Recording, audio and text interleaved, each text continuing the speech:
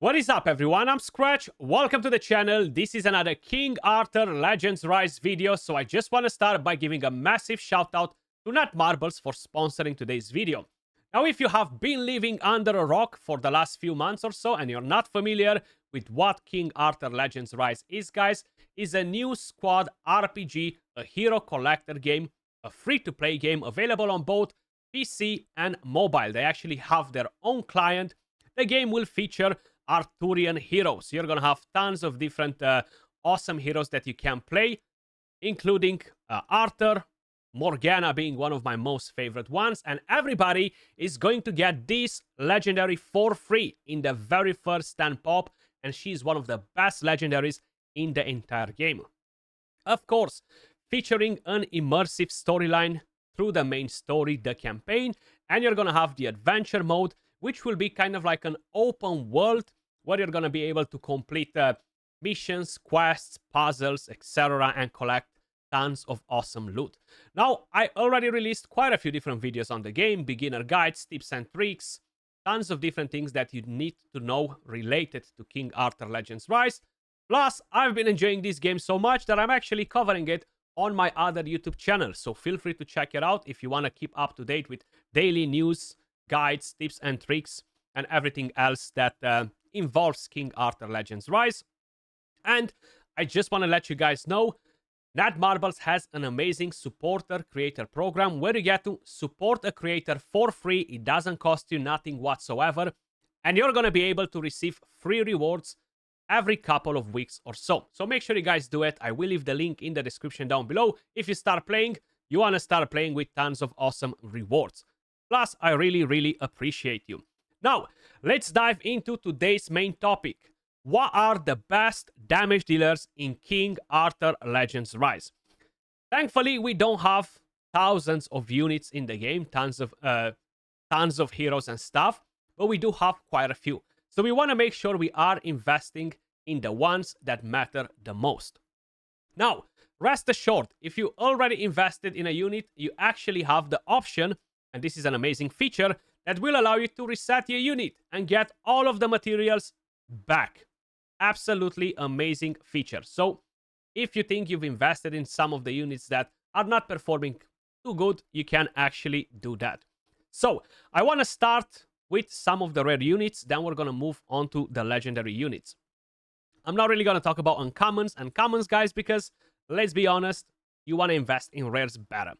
Now, you're going to get for free this unit right here, Kai. Absolutely amazing. She was my very first unit at level 60, fully awakened. Insane as a unit. The best relic for her in terms of damage is the Storm, at least in my opinion. This will allow you to have a quadruple AoE hit, dealing a total of 160 damage, and the last two hits can deal additional damage if the target is below 30% HP, which will be very good versus bosses. Now, Kai shines in the Plane of Beasts dungeon. And that is a very important dungeon because from there you'll be farming the materials required to rank your units to the next star. So this is a pretty powerful skill.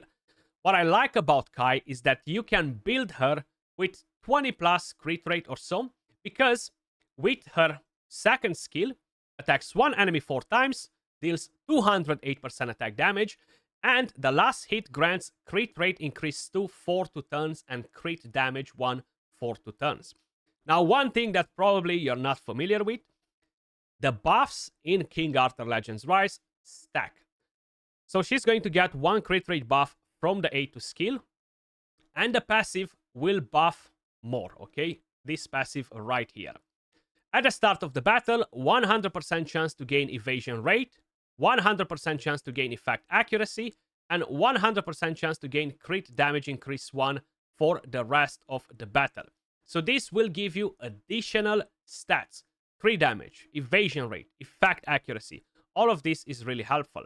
Then, when attacking, 100% chance to grant attack increase 2 to all stack favor allies for 2 turns, and charges all of their attack gauge by 20%.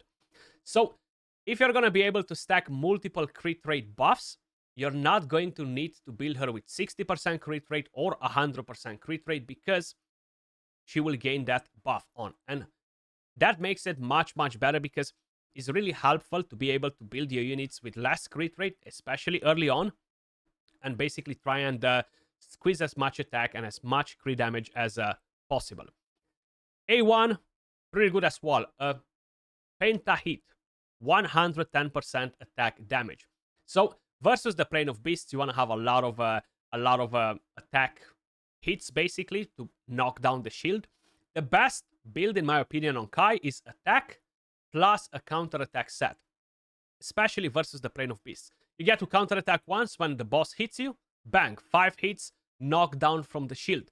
Massive. So that is one of the best rares as well. Then we have a couple of other rares that are really, really powerful. Let me start with Cormac. Cormac is a defensive unit, but deals damage based on attack and defense. The best relic for Cormac is going to be the Frost relic. So with the third skill, you're going to have a massive AoE attack, attacks all enemies twice. Total damage 366% attack, and will deal additional damage to all enemies according to the number of enemies. The more enemies, the more damage, and that will be basically based off attack and defense. The way I'm seeing this champion, the more defense, the better. That comes as a bonus. But the main thing you want to prioritize on this unit is attack. Then you have the second skill, which will attack one enemy 2 times, 230% attack. The first skill attacks one enemy 2 times, 58% attack, and has a chance to inflict evasion rate decrease for 3 turns. Now the passives will basically make him gain increased defense for 2 turns. If there are 3 or more enemies, 100% chance to inflict evasion rate decrease to on all enemies, and attacks all enemies, deals damage on based off attack and defense. 20% attack, 10% defense. This is a 1-turn cooldown passive. Then you have the second passive, which will trigger when an ally is hit and will heal all allies based off his own defense. You want to build him with as much crit rate as possible, as much crit damage as possible, and then we're talking about attack, we're talking about defense, and if you have room to get some speed, and of course you need a hit accuracy, you will require maybe some regular accuracy in order to land the debuffs if you care about them. But personally, I would not stress about that. I would just go for damage. Best build for him can be an attack set plus a crit rate set, an attack set plus a crit damage set, and like that you're gonna gain tons and tons of value out of Cormac. I feel like he's most likely the best rare damage dealer in the game, and that's mainly because of the AoE skill. The next one that I have on the list, I absolutely freaking love her. She is amazing, and that is Rosier. Now, she deals damage of 2 different types. You have the dot damage, which is kind of like a debuff that deals damage over time. That's what that dot stands for. And then you have her raw damage. Now, the best relic for Rosier is going to be the Fire relic, and this one will deal crazy damage as well. She will sacrifice a bit of HP, attacks one enemy 5 times, and she deals 355% attack damage. Then she has a chance to inflict bleed for 1 turn. Now, when you're building this unit, you have 2 different options. You're gonna go full damage, forget about effect accuracy, and just go pure damage as much as possible, like the previous damage dealers that I've mentioned. Or you can go on a different type of a build where you give her some survivability, effect accuracy, and you're going to use her in the Burning Land as a dot damage dealer. That's basically what you need in order to take that boss down. You land the bleed, and slowly, over time, you're killing the boss. There, you don't really need to have high crit rate and high crit damage. But for the main build, I actually have 2 different builds because you have presets, but I'm going to show you that at the end. Then she has a 40% chance to charge her attack gauge by 100% and trigger Hook of Death, which will attack all enemies twice, pretty good damage from there as well, and a chance to inflict bleed as well. Her second skill will be a self-buff skill. She will recover HP, and of course she will gain hit accuracy increase, and when affected by debuff, she will gain attack speed increase for 4 turns. Pretty nice, but I don't tend to use that much. And with the first skill, attacks an enemy 3 times, and basically has a chance to inflict bleed. Even though dot damage is not the best versus other bosses in general, she's still very, very effective with her raw damage. And if we're talking about the Plane of Beasts, she has a lot of multi-hits, which are really helpful. And if you have a bit of a leftover on the effect accuracy, every now and then she has a chance to land that too. But I would not prioritize that on the main damage build. Passives are really good as well because she's going to buff herself. So at the start of the battle, 100% chance to gain damage taken to attack, 100% chance to gain damage taken to drain, 100% chance to gain drain trigger rate increase 3, and hit accuracy increase 1 for 2 turns. The second passive gains Blood Frenzy for 3 turns when using the third skill, which basically does the following. So Rosier, absolutely amazing as a rare unit, guys. Time to move on to some legendaries, because I know you guys are very, very curious to know about that. And let me rotate a bit. Let's start with the ultimate best damage dealer in the game. Bedivere with his Frost Relic. And this is actually his standard relic. He deals so much damage that he is going to absolutely rock your world, guys. He has some pretty nice passives. Attacks 1 time, hitting 2 random enemies when attacking. So that's extra. And this attack ignores 20% of the target's defense on a 3-turn cooldown. The second passive, 100% chance to trigger upon critical strike. Decreases your passive's cooldown by 1 turn and gain Pierce increase 1. That's basically like the equivalent of ignore defense. Then, the third passive, when using the skill 3, triggers ability switch if you have debuffs and charges to Vigor. Then, with A1, attacks 1 enemy, 57% attack, and he gain increased crit rate 2 for 1 turn, which is massive because, again, you're going to be able to build this character with 60% crit rate and gain massive value. With A2, gains increased crit rate for 1 turn, attacks 1 enemy, deals 140% attack, and then deals additional damage if the last hit is a critical strike, dealing 160% attack, so more than the previous hit. Really, really powerful, this skill. That's mainly what I'm using on him. A2, A2, A2, A2.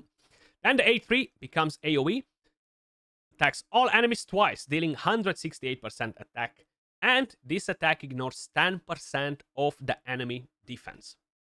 So this is actually really, really helpful. The best way to build this character is an attack set plus a crit damage set, or attack set plus a crit rate set. You can't go wrong with that. Absolutely amazing. As I mentioned, the Frost Relic is the best, so invest with confidence. The second best legendary damage dealer in the game, unfortunately, I don't have her, but that is Iweret. Absolutely amazing. Now, when we're talking about relics, Frost and Fire Relic work pretty well. If I remember it correctly, the Fire one is her standard one. So she is a mark unit. If you want to land a mark, you will require effect accuracy as well. But she gets to buff your entire Serpent's Favor faction with crit rate buff for 2 turns and effect accuracy increase. Then with a second passive, upon critical strike, a chance to gain Black Magic Red for 3 turns, crit damage and hit accuracy up. Then 100% chance to charge the attack gauge by 50%. The third passive, when attacking while you have Black Magic Red, 100% chance to charge the attack gauge by 100%, and 100% chance to gain Prepare Black Magic Annihilation for 1 turn. Basically, landmark. It does sound pretty badass. With the A1 skill, attacks one enemy and 1 random enemy, dealing 64% attack and 100% chance to inflict mark. The second skill will buff and deal damage. Attacks 1 enemy 3 times, 180% attack damage if the first hit is a critical strike, and gains crit damage buff 3 increase for 1 turn, and crit rate buff for 1 turn, and inflicts mark for 3 turns. And the A3 skill attacks all enemies 138% damage, and upon critical strike deals additional damage if the target has mark, so 75% more attack damage. Either you're going to give her effect accuracy to make the most out of her kit and land mark with her, either you're going to bring in Sigrun to land the mark right before she takes a turn, and then she can go in and smack all of the enemies. Very strong damage dealer as well, and people really underestimated this character when it got released. Then, moving on to the next one. I really like Clarisin as another damage dealer, as another option. Sigrun can deal pretty good damage as well, but she needs to charge the skill with once she recovers, so she's not really bringing in just damage, right? Clarisin, on the other hand, she can bring you defense down, which is a super important debuff. I don't have to tell you that because you already know it. When attacking, attacks one enemy, hitting one random enemies. Then this attack ignores 70% of the defense. The second passive, when using the A3 skill, inflicts defense down on all enemies and evasion rate on all enemies, which is massive because that will decrease the amount of hit accuracy that you need on your other units. With the third passive, decreases the passive's cooldown by 1 turn and a chance to gain Jaw Twister for 1 turn and charge the attack gauge by 70%. So this will, of course, attack a random enemy and ignore 7% of the target's defense. Now, when we're talking about relics, I actually like the Fire Relic, and that is her standard relic. With the first skill, she deals 88% damage and attacks one more time after triggering a critical hit and deals 28% additional damage. With the A2 skill, attacks all enemies, 86% attack, not the best AoE hit, that's for sure, but she gains increased crit rate for 4 turns, which means that, again, you can build this unit with less crit rate and you can focus on other stats. With the A3, attacks one enemy 3 times, 297% attack, and a chance to inflict defense down for 3 turns. So you can actually land double defense down on the unit that you're targeting, and then the passive will apply defense down on the other units. But you do want to have effect accuracy on her, because there are not really many units that can apply defense down in the game, especially AoE. The Storm Relic on Morgana can do it, she can do it, and I can't really recall any other unit that can do it AoE. So you definitely want to focus on that. Then we have another legendary that everybody gets for free. Yes, you're not only getting Morgana for free, you're getting Tristan for free as well. So what are you waiting for? Download the game. Tristan is great in the Plane of Beasts. He's great to control bosses that have very high speed, bosses that will mess you up if you're not putting that attack decrease speed on them. Now, Tristan is not the best damage dealer in the game. He's not the worst damage dealer in the game. But I do think that with the right build and under the right conditions, he can perform really, really well. He actually has some very interesting skills. He gains increased crit damage. He deals double damage if the enemies have protection. Attacks one enemy 4 times with a passive, right? Which is really, really helpful. Then you have the second passive. When attacking, if the target has protection, which is something that the Plane of Beasts boss will have, decreases all passives cooldown, charges the attack gauge, and Transparent Throwing Star gains prepare skill for 1 turn. Basically, some additional damage. And the third passive charges the attack gauge, gains attack increased speed for the rest of the battle, and Bladed Gust on one enemy, which is effect resistance and crit rate resistance. Then, in terms of relics, a lot of them work well. Okay, the Storm one is the standard relic. You can purchase the other ones for free from the clan shop just by playing the game in an active clan. You're gonna earn the currency by doing the daily missions, and you can purchase whatever relic you want. Now, they have some crazy ones, like this one attacks 8 freaking times. 8 times is going to be massive versus the Plane of Beasts. So many hits. Then, of course, you have the first one, the first skill, which only attacks 1 time, so that's a bit of a problem. Inflicts attack speed decrease. Then the third skill is the one with 8 hits. Now, I like the Storm Relic. I am planning to purchase the Fire Relic next. This one will attack 1 enemy and will inflict attack speed decrease for 2 turns. But keep in mind, the passive will trigger multi-hits. Then you have the second skill, which deals pretty good damage. He has slightly different multipliers than the other units because his damage is not just based off pure attack, it's based off attack plus attack speed. So when you're building Tristan, you want to build him with an attack speed set plus a crit rate, or plus a crit damage, or plus an accuracy set to make sure you're getting the right stats on your unit and basically maximize his damage. And the third skill only hits 3 times with this relic, but it's 231% damage. So definitely not too bad at all. These are my top 7 best damage dealers in King Arthur Legends Rise. Let me know your thoughts in the comments down below, and let me know which one of them is your most favorite one. Have you managed to summon a Bedivere or a Clarisin, or have you got all of the rare ones available? As usual, appreciate all of you guys watching. Much love. Big shout out to Nat Marbles for sponsoring today's video. And don't forget, if you guys want to get involved, you can download King Arthur Legends Rise by clicking the link in the description down below or in the pinned comment. And I will leave the link to my clan, guys, to my guild. We have over 16 active clans. So if you are looking for a clan, come and join us in Discord. The link will be in the pinned comment. Come and join the community. But till next time, guys, stay safe. Peace.